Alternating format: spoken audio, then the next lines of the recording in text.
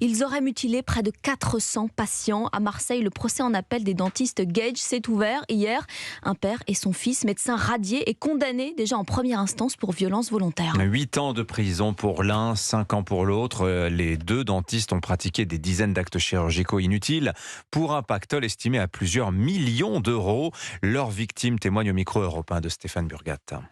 12 ans après être passé entre les mains du docteur Gage, Saléha continue de vivre un enfer. Cette mère de famille doit subir une 4e chirurgie maxillo-faciale, conséquence des soins de l'ex-dentiste. Les aftes, les abcès, des infections répétitives à cause de lui. Et je ne peux pas manger de cacahuètes, je ne peux pas manger de pommes. Le bridge il bouge, il va se détacher. Il a abusé de moi et moi je lui ai fait confiance. Pourquoi? J'avais mes dents. Je n'ai pas compris pourquoi il m'a fait ça. Et contrairement à ce qui avait été initialement promis par ses avocats, Lionel Gage ne fait pas seulement appel de sa condamnation, mais aussi du volet des indemnités des victimes, au grand étonnement de maître Lionel Febraro qui représente 11 parties civiles. C'est aventureux de faire un appel. Le peu que j'ai pu entrevoir de la personnalité de M. Gage fils, c'est quelqu'un d'assez arrogant, c'est quelqu'un qui refuse d'être face à ce à quoi il a fait.